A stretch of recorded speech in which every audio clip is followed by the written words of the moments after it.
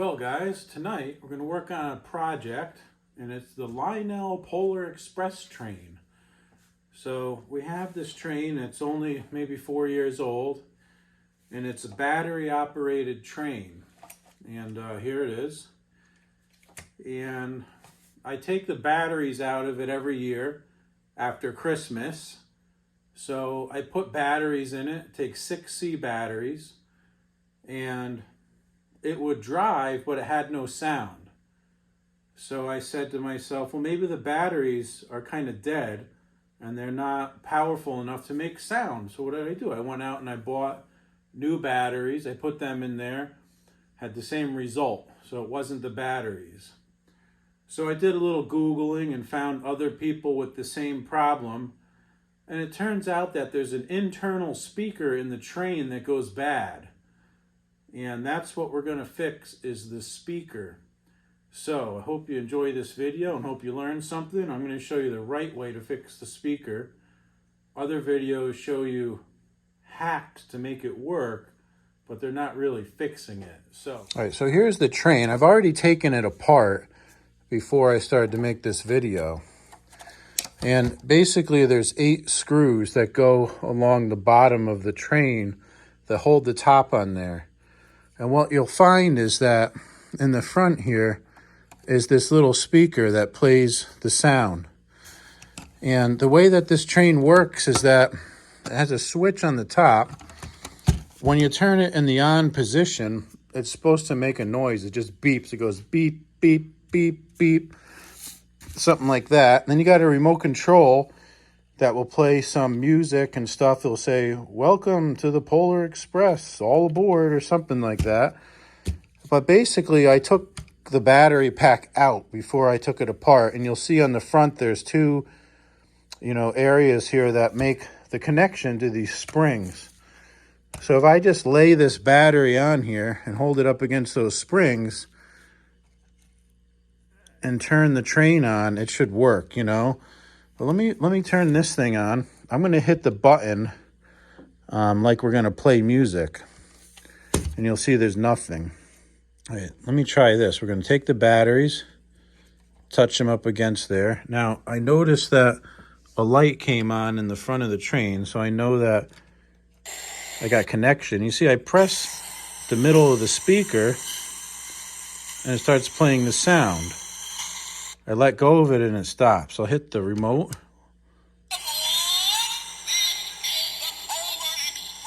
I let go and it's dead. So something in that speaker broke.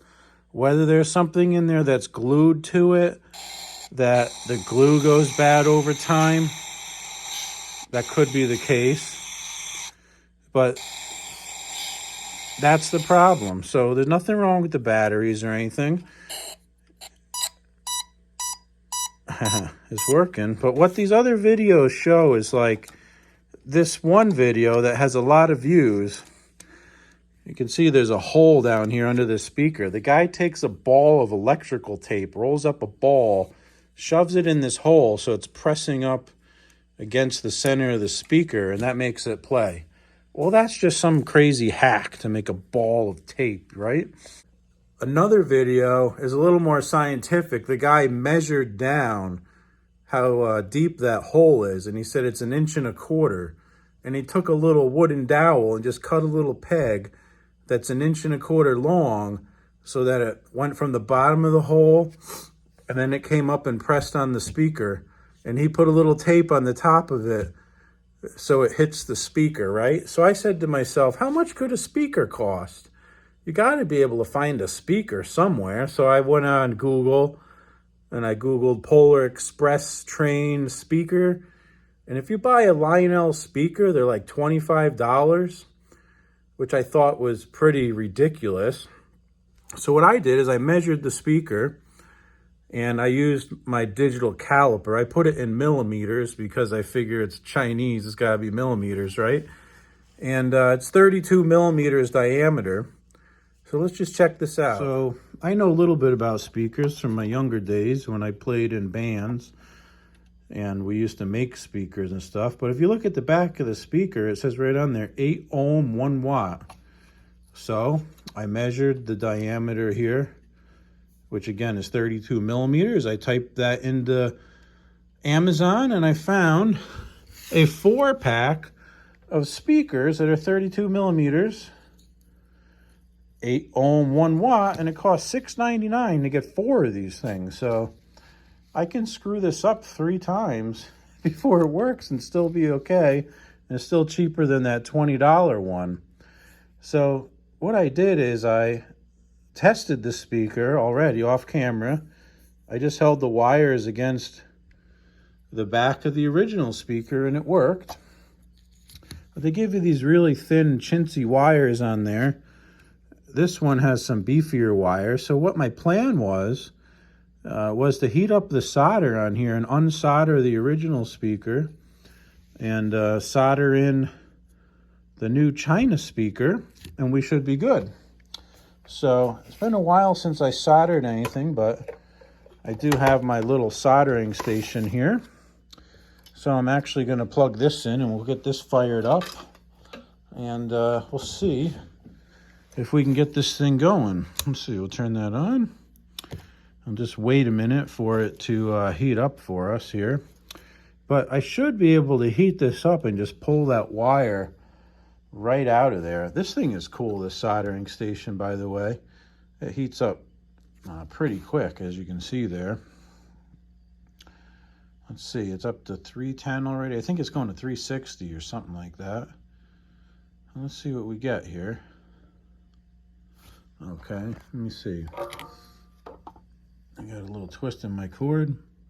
Yeah, it's hot. I always put it up by my nose and kind of smell it to see if it's hot. Let's see if we can melt this thing out of here. I mean, I could just cut the wire off and restrip it, just solder it onto the other one. I figured I'd try this. All right, why not? Yeah, it's starting to melt. There we go. That wire's out. Now I'm going to do one wire at a time here. I'm not sure if polarity actually matters or not. Well, I could do it separately. I'll just remember the one on the left will go to the black wire, and the one on the right will go to the red wire. So right is red. Remember that, guys, in case I forget. Double R. Let's see, let's heat this one up.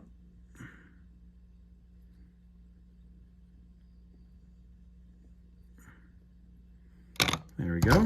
All right, so those are both off. And now, let's get this new speaker and check it out.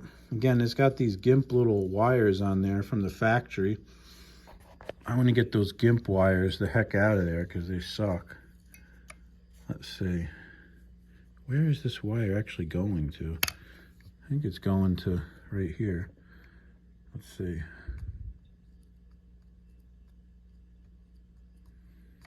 See if we can get that sucker out of there.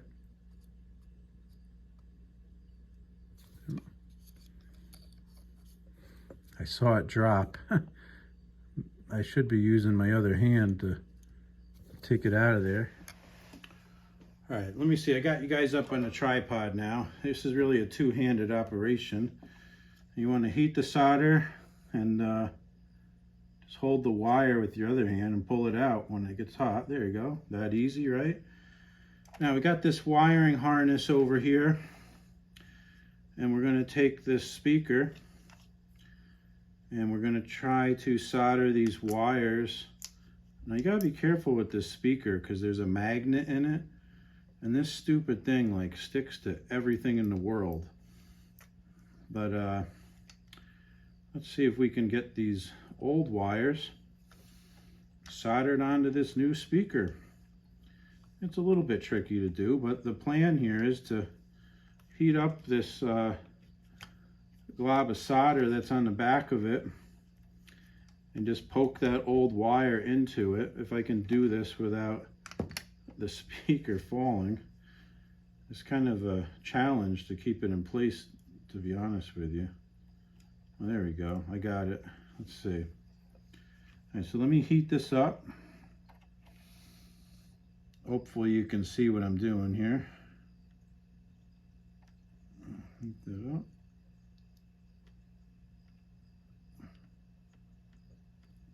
There we go. I could do the other wire. These wires are already, I guess you'd call it tinned because they had solder on them.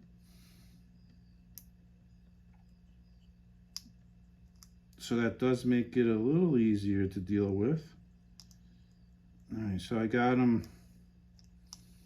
on there. I'm just going to take a little bit of new solder and just touch it up a little bit. Make it a little bit stronger. Oh, I lost it. The wire fell out. Hold on. I knew that was going to happen. Sometimes you got to quit when you're ahead, right?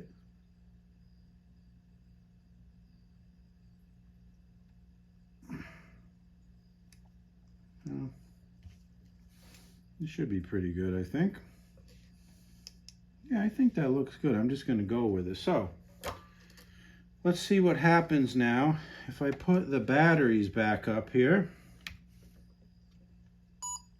Ooh, it's working. Now, let me get this.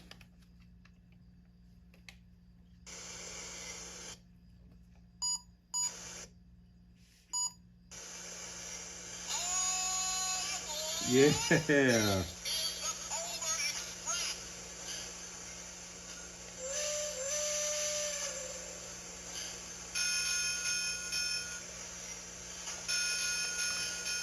Working.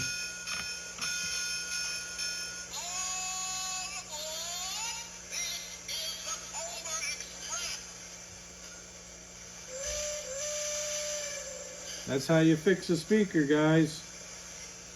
Score.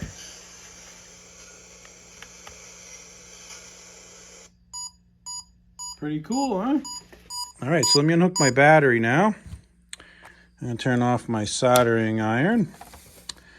And what we'll do is we just gotta push this back down in this hole where the speaker goes, back down in here, and I'll show you how to put it all back together after I push that speaker in the hole. When you put the speaker back in, there's like two little nubs on the side that it rests on, and it's got to be on those. So let me get that situated.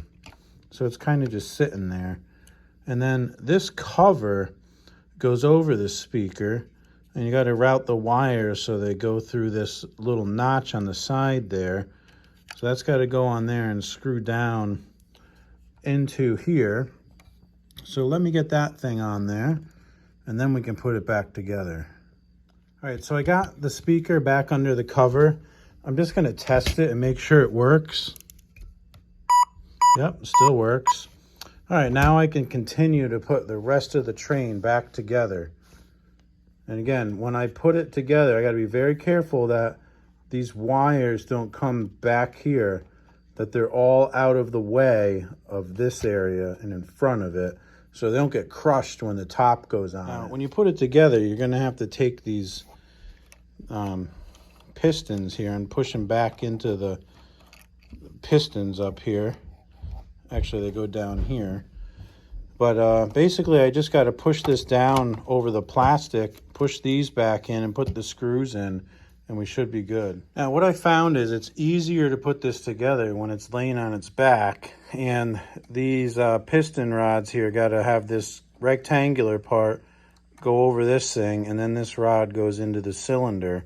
And you got to make sure all the wires from the speaker are all tucked up to the front here, beyond where the springs are that the battery attaches to. Otherwise, it won't snap down all the way. And I got this bag here with all the screws in it, but basically there's two screws in the back. There's a screw here, a screw up there, and there's two screws that go up in the front here. I got to put the cattle catcher back on. So let me do that, and then we'll screw it in. Okay, I'm ready to put the screws in it now. So again, there's 8 screws, 2 there, 2 here, 2 here, and 2 up in the front on the cattle catcher. So let me put them in, and we should be done. Well, guys, I got it all back together. Let's see if it works, okay? So if I switch it on, it should just start beeping. Yep. And if I turn on my remote control, hit that, yep. The wheels work. All right, let's go put it on the track and test it out. All right, guys, so I got it under the tree here. Let's see if we can fire it up. Let's see. Yeah.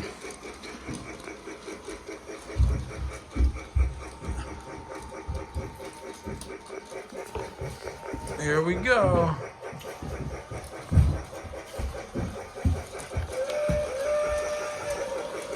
It's working.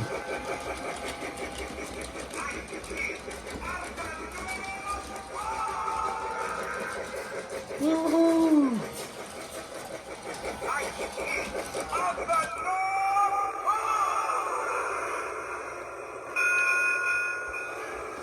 Well, it seems to be working.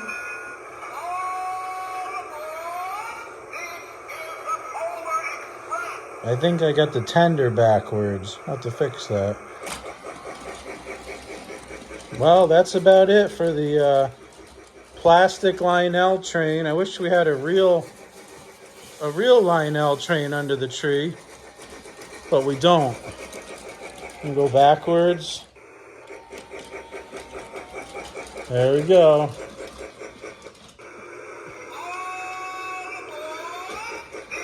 Yeah, pretty cool.